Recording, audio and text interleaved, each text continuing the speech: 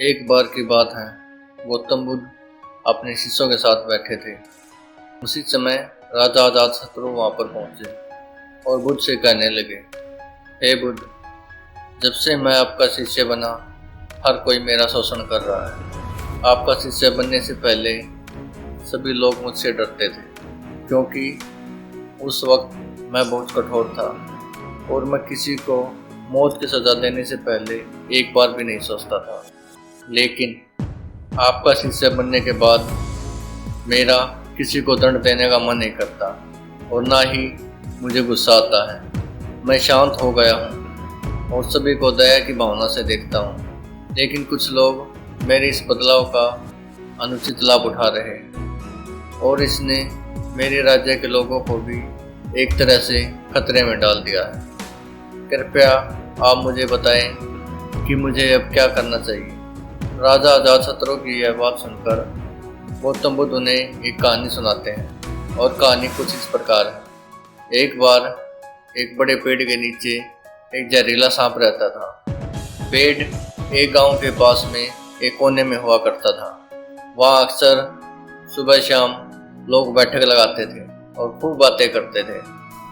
लेकिन जब से उस पेड़ के पास उस सांप को देखा गया, तब से लोगों ने वहां जाना बंद कर दिया।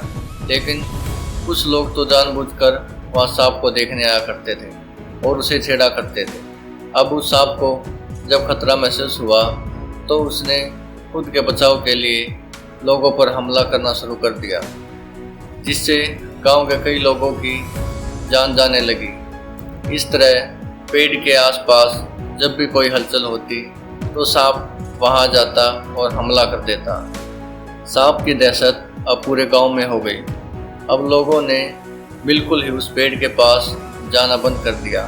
एक दिन एक साधु उस गांव से गुजर रहे थे। तभी उस साधु की नज़र उस विशाल से घने वृक्ष पर पड़ी, जिसके नीचे वो सांप रहा करता था। घने पेड़ को देख साधु के मन में विचार आया कि चलो वृक्ष की ठंडी छांव के नीचे बैठकर कुछ देर ध्यान लगाया जाए। उसी वक्त गांव के कुछ लोग अपनी गाय को लेकर घर की ओर जा रहे थे। तभी उन लोगों की नज़र उस साधु पर पड़ी, जो कि उस पेड़ की तरफ ही जा रहा था। तभी लोगों ने उस साधु को सांप के बारे में सावधान करते हुए कहा कि आप उस पेड़ के पास मत जाना, वहाँ एक जहरीला सांप रहता है जो जरा सी हलचल होने पर हमला कर देता है और अब तक कई लोगों को काट भी चुका है। लोगों की यह बात सुनकर साधु मुस्कुराए और उस पेड़ की तरफ चल पड़े। जगह को थोड़ा साफ करके जैसे ही साधु ध्यान करने के लिए बैठे, तभी सांप हलचल सुनकर साधु के सामने आ पहुंचता है और फुंकारने लगता है। फुंकार की आवाज़ सुन साधु की आंखें खुल जाती हैं और सांप को देखने लगते हैं। वह सांप की आंखों में देखते हुए एक मंत्र बोलते हैं और मुंह से फूंक मारते हैं। तभी चमत्कारी रूप से वो सांप साधु से बात करने लगा। अब दोनों एक दूसरे की भाषा समझ सकते थे। सांप साधु से कहता है, हे मनुष्य, क्या तुम मुझसे नहीं डरते? क्या तुम नहीं जानते यह मेरा क्षेत्र है और यहाँ आने की किसी की हिम्मत नहीं है? साधु ने करुणा से कहा, मित्र, इसमें डरने की क्या बात है? मैं किसी चीज़ से नहीं डरता, क्योंकि जब मैं जीने का लोभ नहीं रखता तो मृत्यु से क्या डर। सांप साधु की यह बात सुनकर चौंक गया, क्योंकि सांप की इससे पहले ऐसे लोगों से मुलाकात हुई थी जो उसको मारना चाहते थे या उसके डर से भाग जाते थे, लेकिन वह ऐसे व्यक्ति से कभी नहीं मिला था जो उससे नहीं डरता। सांप साधु से इतना प्रभावित हुआ कि वह साधु के चरणों में गिर पड़ा और बोला, प्रभु, आप बिल्कुल सही कह रहे हैं। आज तक मैंने जो कुछ भी किया है अपनी जान बचाने के लिए किया है। अपने क्रोध के चलते ना जाने कितने निर्दोषों की जान भी ले ली। इसके बाद साधु सांप को बहुत सी बातें समझाकर वहाँ से चला गया। साधु की बात से प्रभावित होकर सांप ने निश्चय किया कि आज से वह किसी को नहीं काटेगा। वह अपने क्रोधी स्वभाव को त्याग देता है, दूसरों को काटना बंद कर देता है। लेकिन इसका नतीजा उल्टा निकलता है। जब लोगों ने देखा कि सांप ने लोगों को तो काटना बंद कर दिया है, तो लोग उसका फायदा उठाने लगे। जो उससे दूर भागते थे वो उसके पास आने लगे और सांप को परेशान करने लगे।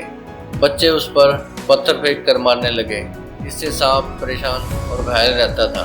वह बहुत दुखी था क्योंकि वह अपने जीवन का सबसे कठिन समय बिता रहा था। एक बार वह साधु फिर से उसी गांव में आया और उसी पेड़ के नीचे बैठ गए। तभी साधु की नज़र दयनीय हालत में पड़े उस सांप पर पड़ी। तो साधु ने सांप से पूछा कि मित्र, तुम्हारी ये हालत कैसे हो गई? तुम इतने घायल और इतनी दयनीय स्थिति में कैसे आ गए? सांप ने कहा, जब से आपने मुझे अपने हिंसक स्वभाव को छोड़ने के लिए कहा, तब से मैंने निश्चय किया कि अब मैं किसी पर हमला नहीं करूंगा। मैंने क्रोध करना छोड़ दिया और शांति को अपना लिया, जिसका नतीजा ये हुआ, लोग मुझे परेशान करने लगे, दुर्व्यवहार करने लगे। कोई पत्थर से मारता तो कोई डंडे से पीट कर चला जाता। सांप की बात सुनकर साधु ने कहा, मित्र, मैंने तुमसे कहा था कि बेवजह दूसरों को मत काटो, लेकिन तुम्हें तुम्हारी आत्मरक्षा के लिए हमला करने से नहीं रोका था। कहानी सुनाने के बाद बुद्ध ने राजा से कहा, हे राजन, तुमने भी मेरी बात को गलत तरीके से अपनाया। मैंने आपसे अपने कर्तव्यों को छोड़ने के लिए नहीं कहा था, किंतु आप अपने कर्तव्य से विमुख हो गए। आप एक राजा हैं, अतः पूर्ण रूप से साधु की तरह व्यवहार करना आपको खतरे में डाल सकता है।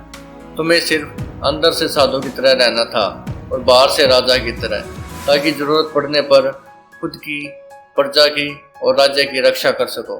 दोस्तों, बिल्कुल ऐसा ही जंगल में होता है। जो सबसे सीधा पेड़ होता है उसको सबसे पहले काटा जाता है, और यही कानून दुनिया के लोगों पर भी लागू होता है।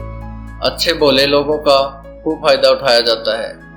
अच्छे लोगों को जिंदगी में अनेक दुखों का सामना करना पड़ता है, इसलिए कभी किसी को अपना फायदा मत उठाने दो। लोगों को उनकी मर्यादा में रहने के लिए खुद को परिस्थिति के अनुसार बदलना सीख जाइए, अन्यथा आपका हाल भी उस राजा व सांप की तरह हो जाएगा।